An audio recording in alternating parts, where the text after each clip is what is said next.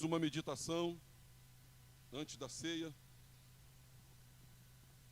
Diz assim, palavra de Deus, Evangelho de João, capítulo 9, verso 1 em diante. Caminhando Jesus, viu um homem cego de nascença. E os seus discípulos perguntaram: Mestre, quem pecou, este ou seus pais, para que nascesse cego? Respondeu Jesus: nem ele pecou, nem seus pais, mas foi para que se manifestem nele as obras de Deus. É necessário que façamos as obras daquele que me enviou, enquanto é dia. A noite vem, quando ninguém pode trabalhar. Enquanto estou no mundo, sou luz do mundo. Dito isto, cuspiu na terra, e tendo feito lodo com a saliva, aplicou aos olhos do cego. Oremos. Senhor, fala conosco, essa meditação, prepara o nosso coração, Senhor, para a ceia, para celebrarmos aqui a Tua morte e ressurreição, até que Tu venhas. Alimenta-nos, Senhor, dirige-nos, Senhor, cura-nos, Senhor, traz para nós, Senhor, esperança, traz para nós, Senhor, direcionamento com a Tua palavra. Pedimos no nome de Jesus. Amém e amém. Podem sentar, irmãos.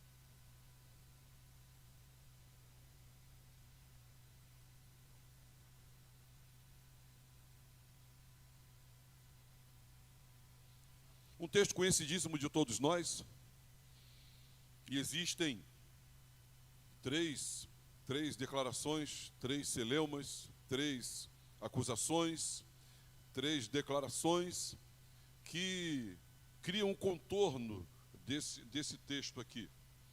O tema que eu coloquei é: o que você vê em Jesus?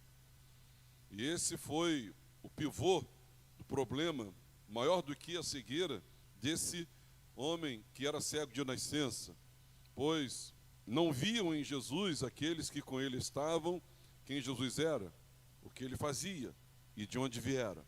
Esse texto ele gira em torno dessas três declarações, essas três acusações, essas três verdades. E o fato é, irmãos, que o Senhor Jesus, ele veio para revelar a nossa cegueira. Ele veio para revelar a nossa cegueira. Todo encontro com Jesus revela o quanto cego nós somos e quanto dele nós precisamos para enxergar.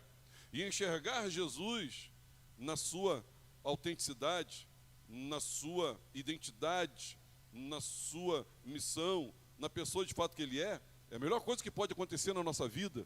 É por demais libertador, abençoador, enxergar Jesus. O que você vê em Jesus?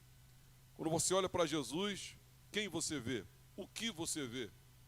Ou quem sabe até, como alguns personagens que eu vou mencionar aqui, nesse mesmo capítulo do Evangelho de João, capítulo 9, ou o que você não quer ver em Jesus, porque alguns aqui nem queriam ver algumas coisas em Jesus. Passagem dessa noite, irmãos, nós vamos ver aqui esse efeito polarizador de Jesus, numa força agressiva. Jesus, ele era polarizador. Quando alguém, ou você o odiava, ou você o amava, ou você se rendia, ou você o apedrejava. E Jesus, ele provocava, né, esses posicionamentos bem polarizados. E veremos aqui, irmãos, que essa revelação de Jesus, em forma de resposta das pessoas, três afirmações sobre Jesus, e eu quero falar essas três coisas, e depois eu quero falar as consequências, as bênçãos, as aplicações dessas três coisas. Primeiro, Jesus faz a obra de Deus. Segundo, Jesus é enviado por Deus. E terceiro, Jesus é o próprio Deus. É exatamente isso e não mais que está implícito aqui no texto, mas eu quero, junto com os irmãos, nós desdobrarmos o texto, nós explicarmos o texto e mostrarmos essa realidade. Veremos isso. Jesus, ele faz a obra de Deus. Jesus é enviado por Deus. E o próprio Jesus, ele é mesmo o nosso Deus. Versículo 1 começa João, o evangelista, dizendo: caminhando Jesus, viu um homem cego de nascença. É interessante às vezes em que, reiteradamente, nós vemos nos evangelhos, tanto sinóticos quanto João, dizer que Jesus enxergou algo que ninguém estava enxergando. Ele enxergou na sinagoga um homem com a mão ressequida, com a mão atrofiada, chamou aquele homem para o centro. Ele entra numa cidade, em Cafarnaum, e ele enxerga e ele vê Mateus sentado na coletoria. Jesus viu, Jesus vê. Para nós que queremos por Deus sermos usados, nós temos que pedir a Ele que nos abra os olhos, a fim de que nós também enxerguemos, venhamos a enxergar aquilo que só Ele enxerga. Olhar para o lado e ver alguém precisando de uma oração, de um abraço, uma pessoa necessitada, olhar para alguém e enxergar além do que esse estereótipo, além do que a aparência pode revelar. E Jesus era assim, e ele aqui, ele enxerga. Ao passar ali, Jesus viu um homem cego de nascença. Um homem que provavelmente, esse homem estava sentado à beira de uma estrada, de um caminho. Esse estava ali, certamente, como mendigo. O versículo 8 diz que ele mendigava, que ele era um mendigo. E Jesus olhou aquele homem. O dia, certamente, esse homem vivia ali com as suas mãos estendidas, tentando perceber o peso de uma moeda, a temperatura de uma moeda nas suas mãos. Lá estava ele. E ninguém o viu, ninguém o percebeu como Jesus o percebeu. Ninguém o enxergou como Jesus o enxergou. Assim também, bem como eu e você, ninguém nos enxergou como Jesus nos enxergou. Meus irmãos, ninguém na minha juventude me enxergou como Jesus me enxergou. Ele me enxergou como alguém que ele perdoaria, como alguém que tinha chance de sobreviver aos seus traumas, às suas mazelas, às suas vicissitudes. E assim também Jesus enxergou você como ninguém enxergou. Na verdade, nem seus pais lhe enxergaram como Jesus lhe enxergou. O fato e a prova cabal de você estar aqui é porque por Jesus você foi enxergado. Jesus te viu. Fala para o teu vizinho, Jesus te viu, meu irmão. Eis aqui então a vida de um mendigo, sem contemplar a luz do sol, sem prescrutar o horizonte. Eis aqui a vida de um mendigo, isolado certamente. Eis aqui a vida de um mendigo. E o texto diz, irmãos, que muitos, assim bem como os discípulos também, passavam por ali, mas ninguém o via. Mas naquele dia algo diferente aconteceu, algo inusitado aconteceu, algo extraordinário aconteceu. Jesus o viu.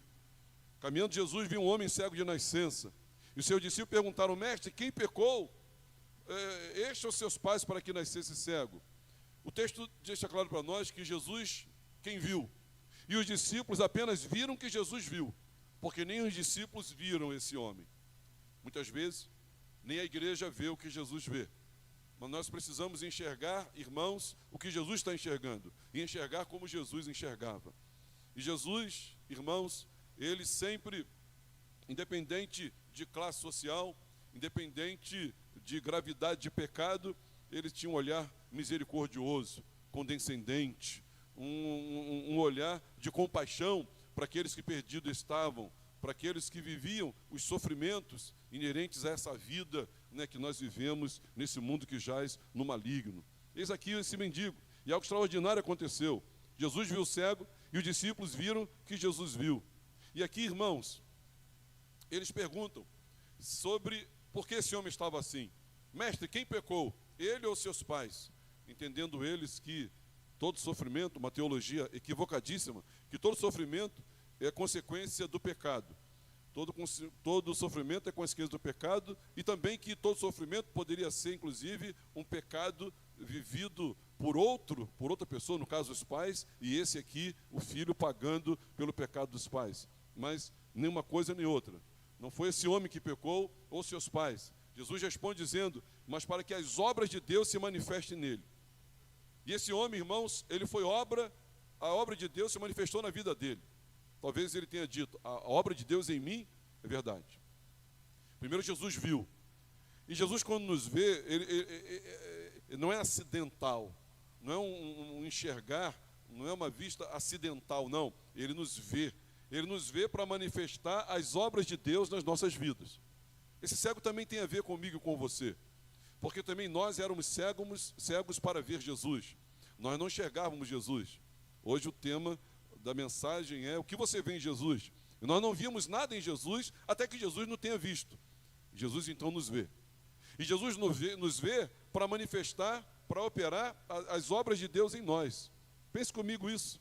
Tudo que esse homem já conheceu era cegueira, era escuridão. E ele acreditava-se, inclusive, não somente outras patologias, como também a lepra, mas a cegueira era uma maldição de Deus sobre ele. E de repente, ele ouve que Deus tem um propósito na vida dele, que a cegueira dele tem um desígnio divino. Esse homem, então, a sua vida é completamente mudada. Também nós, irmãos, nós fomos enxergados por Deus. Nós fomos enxergados por Deus para que a obra de Deus se manifeste nas nossas vidas.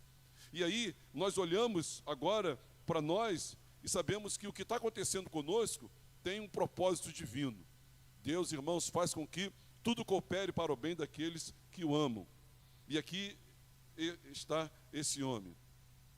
Esse homem, talvez, ele tenha dito lá com os seus botões, lá no seu travesseiro: Senhor, tu queres dizer então que eu fui feito dessa maneira para mostrar algo bom e maravilhoso sobre Deus?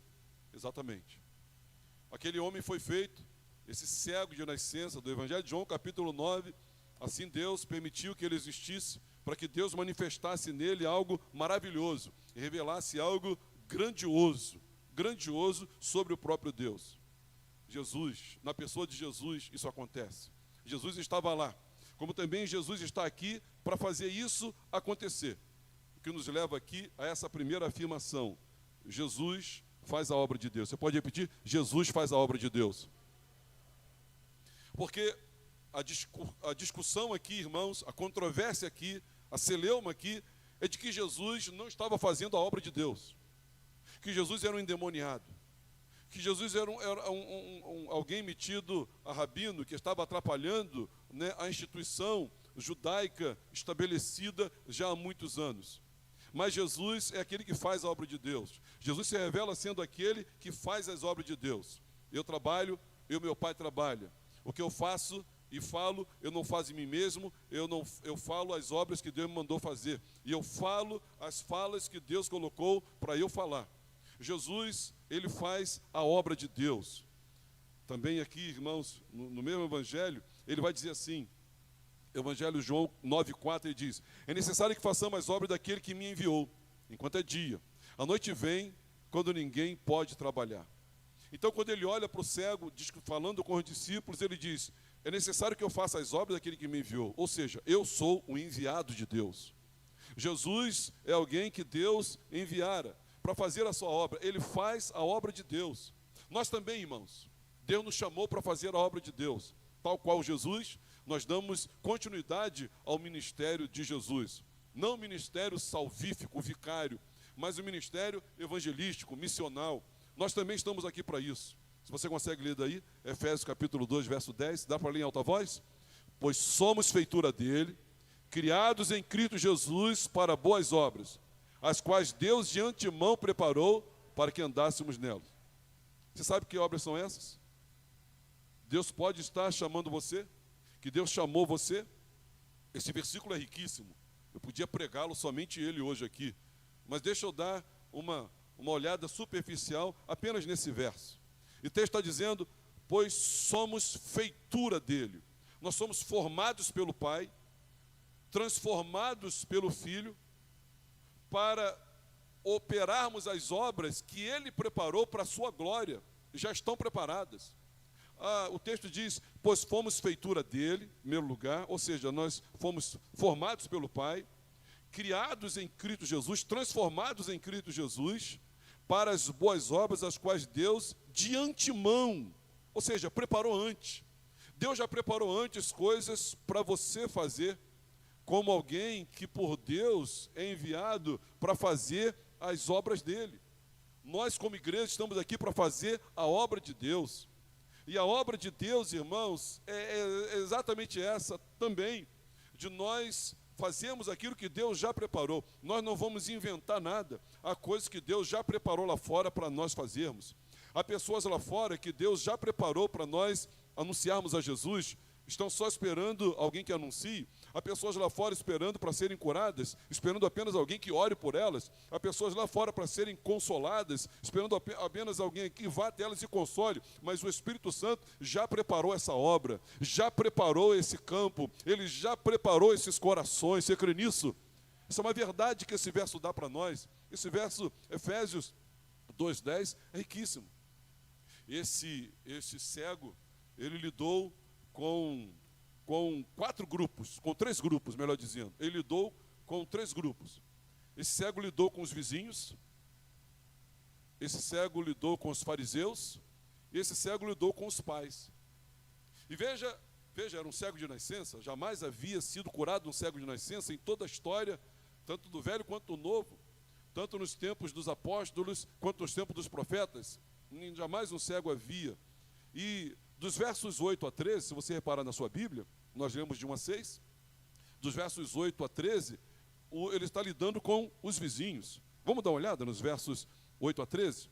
Eu vou ler, os irmãos me acompanhem na sua Bíblia. Quem tem Bíblia aí, diga amém. Então, os vizinhos e os que dantes o conheciam de vista, como mendigo, perguntaram: não é esse o que estava assentado pedindo esmolas? Uns diziam: é ele. Outros: não, mas parece com ele. Ele mesmo, porém, dizia: sou eu. Responderam-lhe, pois: como te foram abertos os olhos? Respondeu ele: o homem chamado Jesus fez lodo, untou-me os olhos e disse: vai ao tanque de Siloé e lava-te. Então fui, lavei-me, estou vendo. Disseram-lhe, pois: onde está ele? Respondeu: não sei. Verso 13, leia comigo, é importante. Verso 13: levaram, pois, aos fariseus o que dantes era cego. Eles não levaram esse homem, cego de nascença, para conhecer o mar, a multiforme beleza das flores. Eles não levaram esse homem para ver borboleta. Eles não levaram esse homem para ver o bico de um tucano. Eles levaram esse homem para os fariseus. O que está acontecendo aqui? Por que fizeram isso? Porque era sábado. Porque Jesus curou no sábado. Verso 14 mostra para nós que Jesus havia curado no sábado. Então não levaram. Veja, imagine você, uma pessoa que alegre e exultante fica por ter sido curado de uma cegueira de nascença. Você quer que ele veja: olha, isso aqui é o azul, isso aqui é o verde, isso aqui é o vermelho e esse aqui é o amarelo. Isso aqui, olha, é o sol e ali é a lua. E vamos esperar que vai ter um eclipse, você vai ver isso tudo. Não, levaram-no aos fariseus, sabe por quê? Porque era sábado. Porque eles não criam ou não queriam crer que Jesus estava fazendo obra de Deus. E Jesus, ele declarou para nós no versículo 4, que ele está fazendo a obra de Deus. Mas ninguém enxergava que Jesus é aquele que faz a obra de Deus. Como é que você enxerga Jesus? Esse texto diz respeito a 3 declarações. Jesus faz a obra de Deus, Jesus é enviado por Deus e Jesus é o próprio Deus. Todo ser humano, nós podemos dividir a humanidade em como você enxerga Jesus. Uma parte da humanidade enxerga Jesus sendo ele enviado de Deus, faz a obra de Deus, enviado de Deus, que é o próprio Deus. E uma outra parte da humanidade não crê que Jesus faz a obra de Deus, é enviado de Deus e é o próprio Deus. E essa é a distinção maior, essa é a cisão maior que há entre nós. Versículo 14, agora ele que lidou com os vizinhos, agora ele vai lidar com os fariseus. E os fariseus, irmãos, também começam a inquiri-lo. Veja aí o versículo 14. Vamos ler juntos? E era sábado o dia em que Jesus fez o lodo e lhe abriu os olhos. Então os fariseus, por sua vez, lhe perguntaram: como chegar a ver? Ao que lhe respondeu: aplicou lodo aos meus olhos, lavei-me, estou vendo. Por isso, alguns dos fariseus diziam: esse homem não é de Deus, porque não guarda o sábado. Diziam outros: como pode um homem pecador fazer tamanhos sinais? E houve dissensão entre eles. De novo perguntaram ao cego: que dizes tu a respeito dele? A questão aqui é Jesus. O que você enxerga em Jesus? Visto que te abriu os olhos, que é profeta? Respondeu ele: não acreditaram os judeus que ele fora cego e que agora via, enquanto não lhe chamaram quem? Os pais. Veja que os vizinhos, eles não criam que aquela era uma obra de Deus, ou não queriam crer, por ser sábado. E eles sofreriam sanções sociais, sanções econômicas, se admitissem que Jesus de fato era alguém que fazia a obra de Deus. Porque se Jesus fizesse a obra de Deus, então ele teria que ser ouvido como alguém enviado do próprio Deus. Só que o que Jesus fazia ia contra aos costumes judaicos, ia contra as leis judaicas, não a lei bíblica. Essas foram, deturpadas por eles. Mas então os vizinhos disseram: bom, vamos levar os fariseus, não vamos admitir nada não, vamos jogar para os fariseus. Porque se nós admitirmos isso, nós vamos dizer que Jesus faz as obras de Deus. E como é que a gente vai ficar? Nós vamos perder o nosso acesso, nós vamos sofrer sanções. Logo, irmãos, levado aos fariseus, os fariseus, a mesmíssima coisa. Inclusive, eles fazem uma declaração aqui, seríssima, dizendo que Jesus não é de Deus. Esse homem não é de Deus, porque não guarda o sábado, falando sobre Jesus. E é interessante notar que João, e isso você tem que prestar atenção quando lê as Escrituras, as repetições. As repetições são muito importantes para você entender a ênfase do texto, para você entender a estrutura do texto. E tem uma ênfase aqui, não sei se você notou, que João faz questão que a gente saiba, se lembre e grave que Jesus fez lodo, que Jesus fez lama. Você vai ver isso. No verso 6, Jesus fala isso. No verso 11, Jesus fala isso. No verso 14, Jesus fala isso. E no verso 15, Jesus também fala isso. Presta atenção. Você pode ver na sua Bíblia? Vamos dar uma olhada aí? Não fique desatento a mexer na sua Bíblia, não. Disto isso, cuspiu na terra e tendo feito lodo.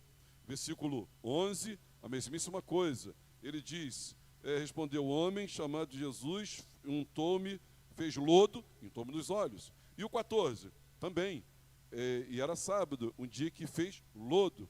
Versículo 15, então os fariseus, por sua vez, lhe perguntaram, como chegar a ver? Ao que ele respondeu, aplicou lodo. 4 vezes. É provável que, irmãos, eles estavam fazendo menção a uma determinada lei criada pelos judeus, não bíblica, não canônica, de que proibia fabricar um tipo de massa, de lama, no sábado. Então eles queriam, João está dizendo que Jesus, acredito eu, que Jesus, de maneira provocativamente pedagógico, provocativamente na intenção de revelar verdades importantíssimas, ele cura no sábado e inspira João a mencionar esse lodo, essa lama, por 4 vezes, para que provocasse essa discussão, para que provocasse essa contestação toda, a fim de que Jesus se revelasse. Portanto, irmãos, mas, independentemente do motivo, o fato é que Jesus, ele dera visão a esse cego no sábado, e os fariseus não gostaram disso. Eles, guardando a tradição, acusavam Jesus, então, de ter curado no sábado. E se Jesus fosse de Deus, diziam eles, obedeceria a Moisés, que proibiu, em Êxodo capítulo 20, guardar o sábado. E eles, então, criaram várias leis de desdobramentos, acerca do sábado, que não tem a ver com o desígnio de Deus. Então, nós entramos nessa segunda afirmação. Lembra que eles afirmaram aqui? Esse homem não é de Deus. Mas, irmãos, eles não enxergavam. E quem você enxerga em Jesus? Na verdade, Jesus, ele faz as obras de Deus, e Jesus, ele é sim o enviado de Deus. Você pode dizer, Jesus é o enviado de Deus. Por isso, alguns, no verso 16, dos fariseus diziam, esse homem não é de Deus, porque não guarda o sábado. Diziam outros, como pode um homem pecador fazer tamanhos sinais? E houve dissensão entre eles. Então eles chamam Jesus de não enviado de Deus e chamam Jesus de pecador, por estar ele curando no sábado. Esse homem não é de Deus. E essa é a avaliação deles sobre ele, Jesus. Essa é a avaliação deles sobre Jesus. Jesus não é de Deus. Se fosse, ele obedeceria às nossas leis, ele obedeceria a Moisés. Eu não me lembro, Evangelho de João, capítulo 5, eu não me lembro bem onde, mas Jesus disse assim para eles, se vocês crescem em Moisés, vocês me ouviriam. Se vocês crescem em Moisés, vocês me ouviriam. Nem em Moisés vocês estão crendo. Mas por fim, irmãos, nós vemos aqui que próximo a esse grupo aqui de pessoas, próximo a esse grupo de pessoas, ao ser chamado, tendo entendido que Jesus não era Deus, ou afirmado que Jesus não era Deus, agora nós chegamos ao pai desse homem, aos pais desse homem.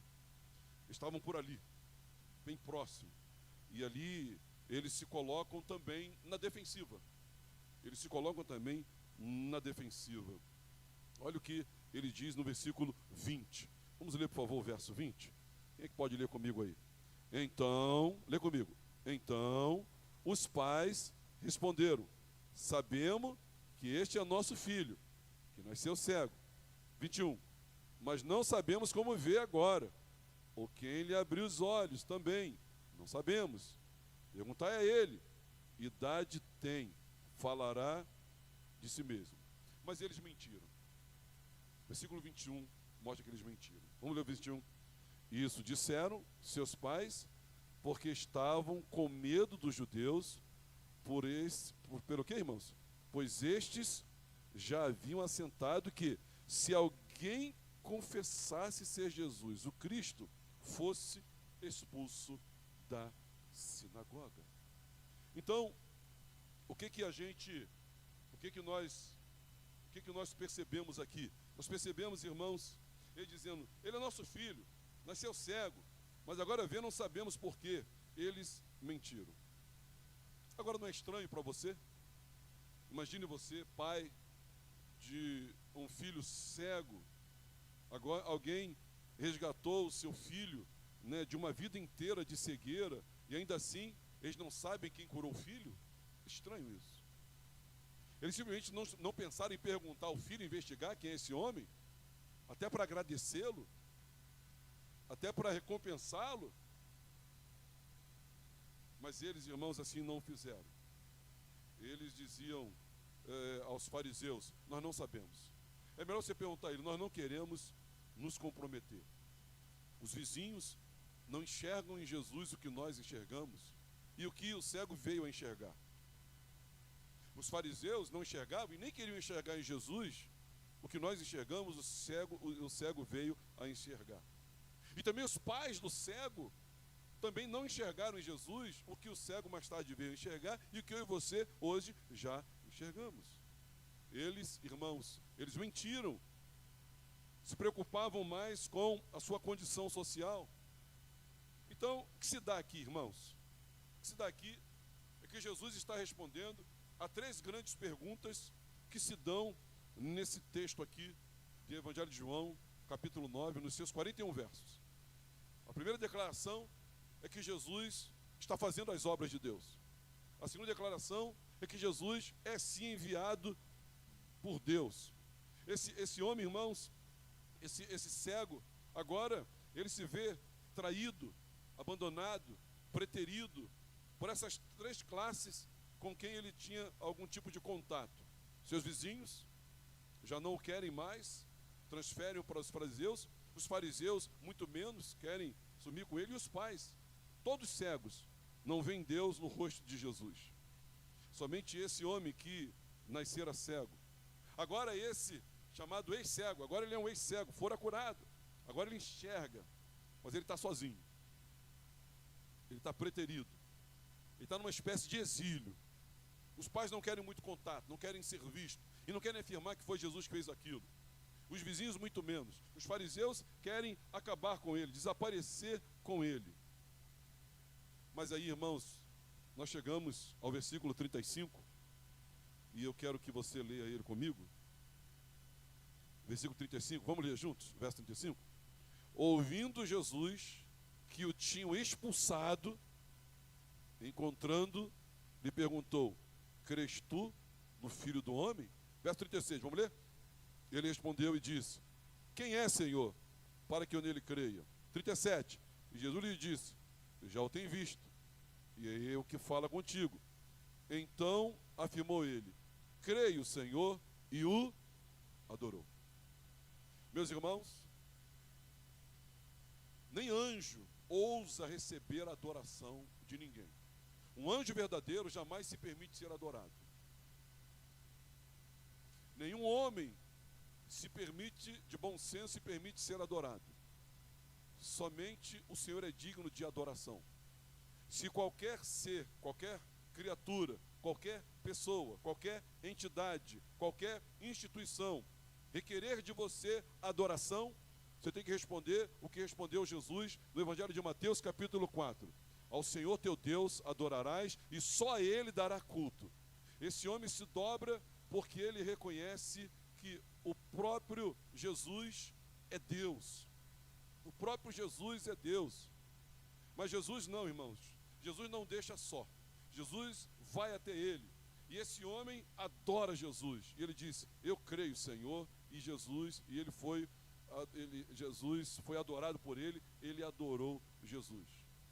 Portanto, irmãos, existem realmente aqui duas opções, duas categorias de pessoas. Aqueles que têm visão espiritual e aqueles que têm uma cegueira espiritual. Aqueles que têm luz espiritual e aqueles que vivem na escuridão espiritual. Aqueles que permanecem com punhos fechados para Jesus, numa atitude agressiva de ignorá-lo, de serem indiferentes a ele, ou joelhos dobrados diante dele. Assim como esse homem, todos nós nascemos cegos, porque todos nós nascemos em pecado.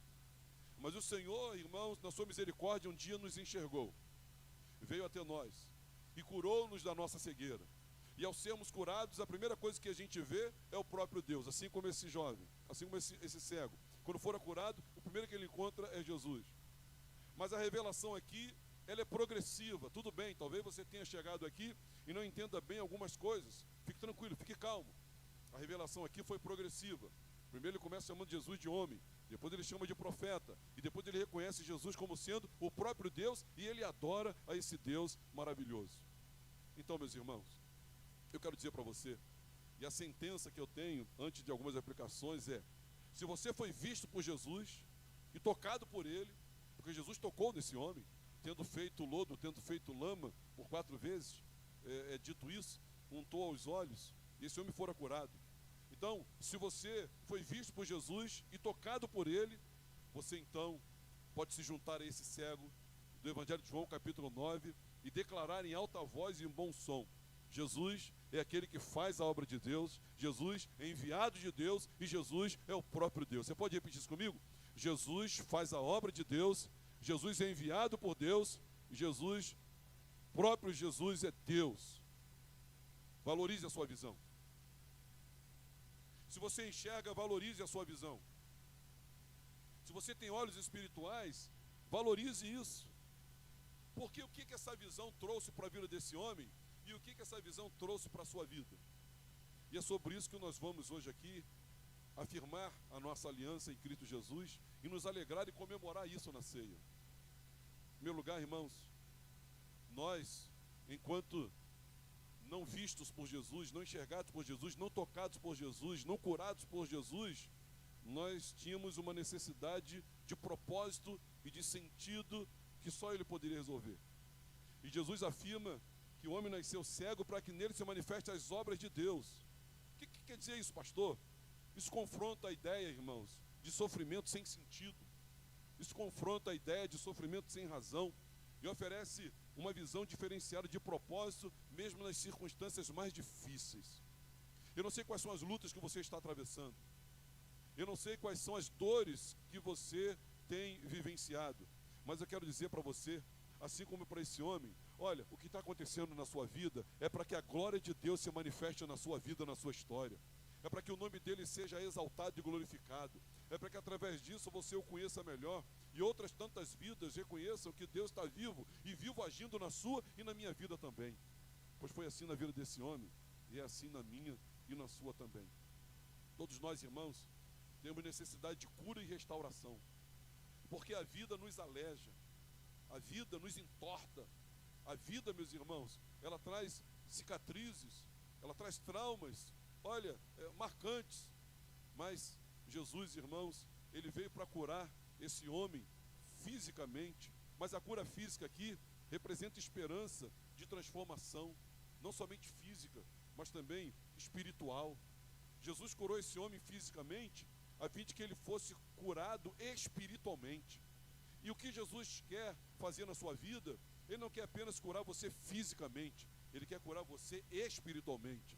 Ele não quer apenas resolver problemas, mas para que esses problemas, essas dificuldades, sejam provas e sinais de que ele está agindo na sua vida, você deposite sua vida em fé no coração dele, nas palavras dele, a fim de que você seja completamente curado e restaurado no seu espírito, a fim de que você, na sua visão espiritual.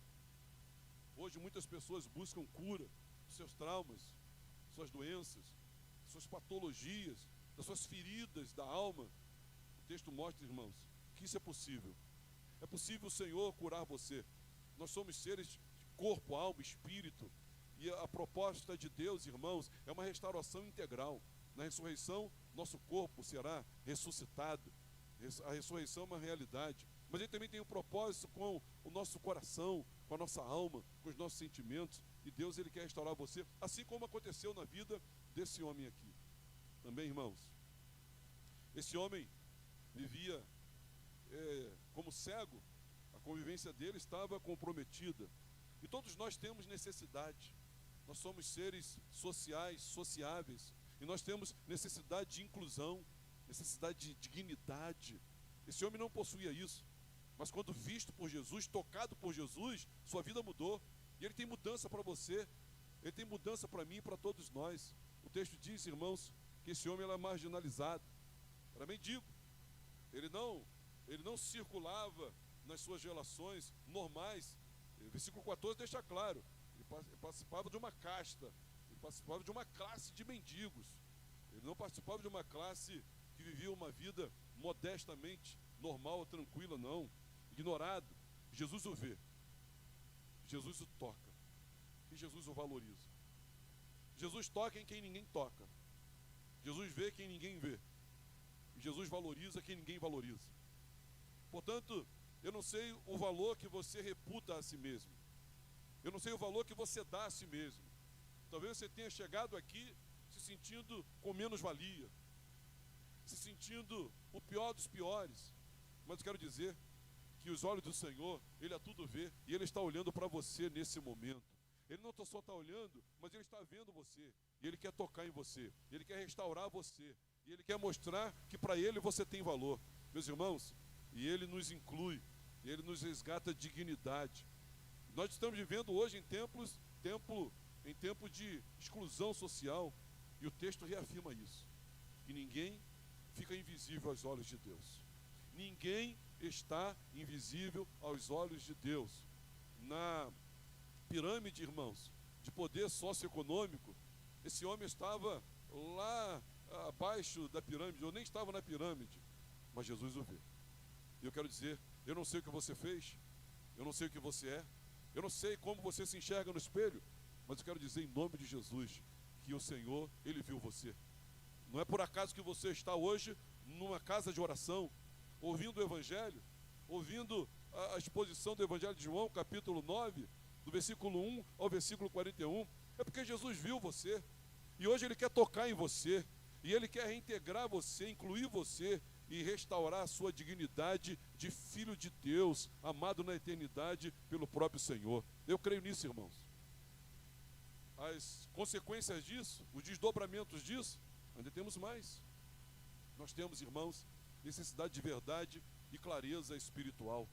Hoje as pessoas em todo o planeta, uns adoram os astros, outros adoram animais, outros adoram o dinheiro, outros adoram o ócio, alguns adoram a entidades, alguns falam com os mortos. Nós temos trilhões de pseudos deuses na nossa geração.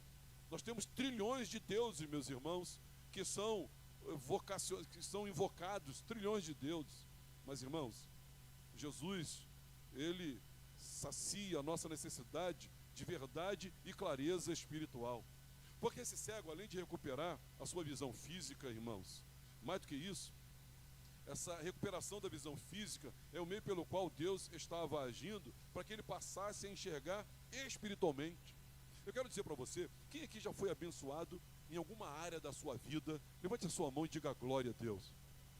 Eu quero dizer para você que Deus, isso aí Ele fez, não somente como um fim em si mesmo, mas como um meio pelo qual, a fim de que seus olhos se abram, e você, tal qual o cego também, declare gloriosamente, graciosamente, que Jesus faz as obras de Deus, que Jesus é enviado de Deus e que Jesus é o próprio Deus. Então, se Ele curou você, Ele curou o seu corpo. Se Ele resolveu aquele problema material, se Ele agraciou você com aquela vitória, na verdade não era para parar aí. Esse cego, irmãos, não foi visto pelo Senhor a fim de que ele vivesse e depois morresse e vivesse eternamente separado de Deus. Esse cego, ele foi restaurado porque Deus queria que ele habitasse na vida eterna, que ele entrasse pelas portas da Jerusalém celestial, que ele fosse um cidadão do reino dos céus e vivesse eternamente na glória com o Senhor. Então, essa cura física nada mais é do que um meio para que ele passasse a enxergar espiritualmente, reconhecendo Jesus como sendo ele um filho de Deus. Esse mundo, irmãos, cheio de confusão espiritual, de deuses com D minúsculo, de pseudos deuses e entidades que são invocados, ovacionados e nada podem fazer. São deuses de pau, de pedra, deuses de ouro. O salmista vai dizer que tornam-se semelhantes a eles todos que o adoram. Aqui não, irmãos. Essa passagem oferece uma verdadeira e clara e transformadora, realidade com o Senhor Jesus. Aí a gente passa a enxergá-lo como ele é. A sua qualidade de vida, nós temos aí um índice que ele consegue medir o IDH, o índice de qualidade de vida de uma cidade, de um bairro, de uma nação, de um país. A sua qualidade de vida, ela é definida com a maneira que quem você enxerga na pessoa de Jesus. É isso que define a sua qualidade de vida. Não é aonde você mora, não é que tipo de tecido você coloca no corpo, e nem a qualidade da carne que você consegue comprar, e nem que tipo de viagem você consegue fazer. Não é isso que define a sua qualidade de vida. O que define a sua qualidade de vida, meus irmãos, é quem você vê em Jesus. Quem você vê em Jesus, o que você vê em Jesus, é isso que define a sua qualidade de vida. Pare de correr atrás do vento.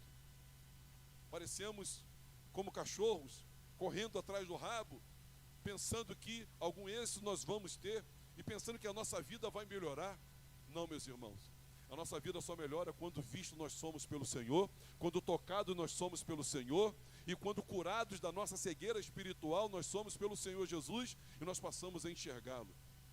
Porque entre os vizinhos, entre os fariseus e entre os pais, o único que adorou a Jesus e mudou o tipo de relacionamento com Jesus foi o cego. Aqueles já enxergavam. Os fariseus, irmãos, esses com 12 anos de idade, eles já sabiam citar o Pentateuco. Esses, meus irmãos, conheciam os salmos de cós salteado, eles eram cantados. Os pais, os vizinhos, nenhum deles adoraram o Senhor. A vida desse homem fora a única que transformada foi pelo Senhor. Além de vê-lo, inclusive, quero ressaltar, além de Jesus ter visto e tocado nesse homem, curado ele fisicamente, mas Jesus viu quais foram os prejuízos circunstanciais, relacionais e momentâneos que aquele homem estava sofrendo pela cura recebida.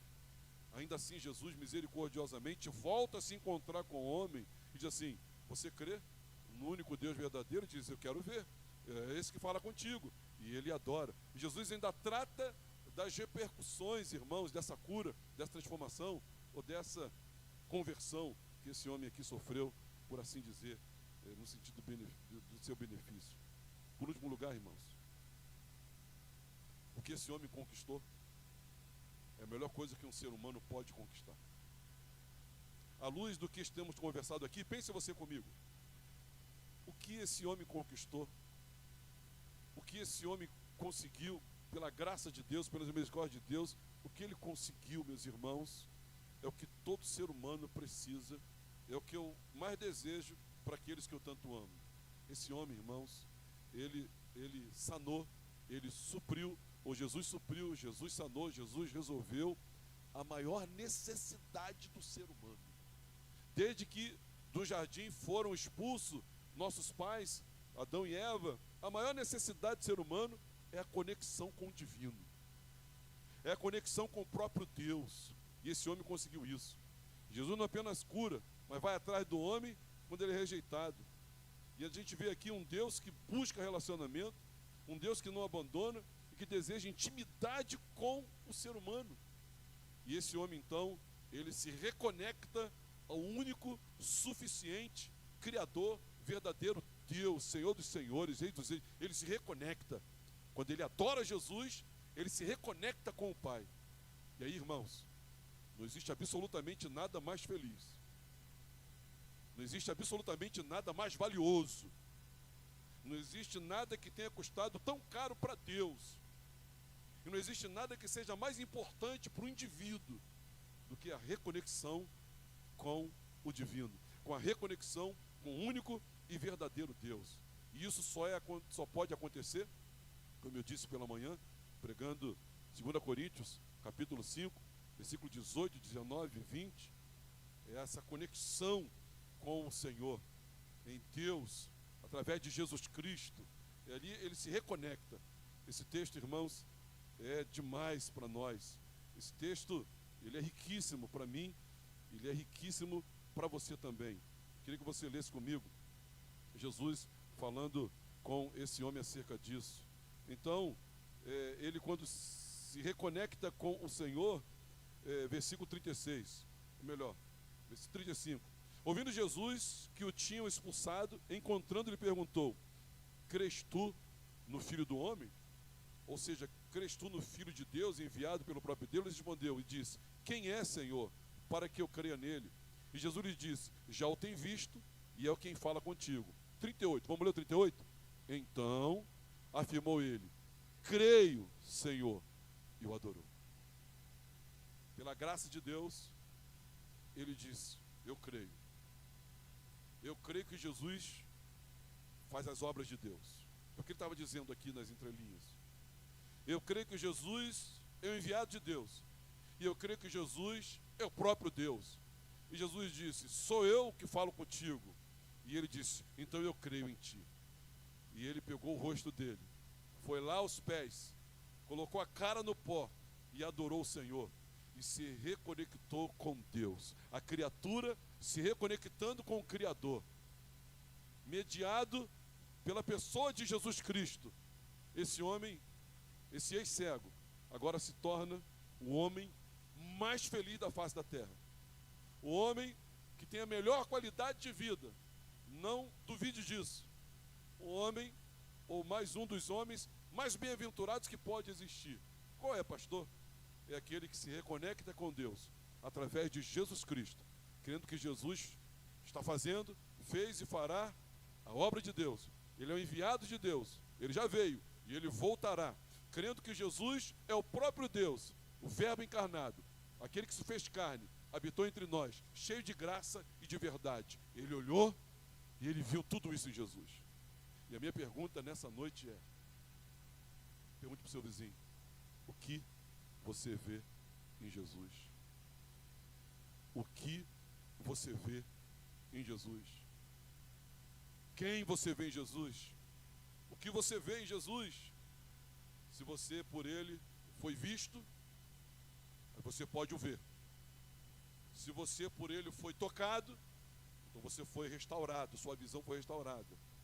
Então, se você está diante dele, cabe a mim e a você apenas confessá-lo como sendo ele o enviado de Deus e adorá-lo e ter a vida transformada, e ter uma nova vida, e ter o nome escrito no livro da vida e se tornar uma das pessoas mais felizes da face da terra.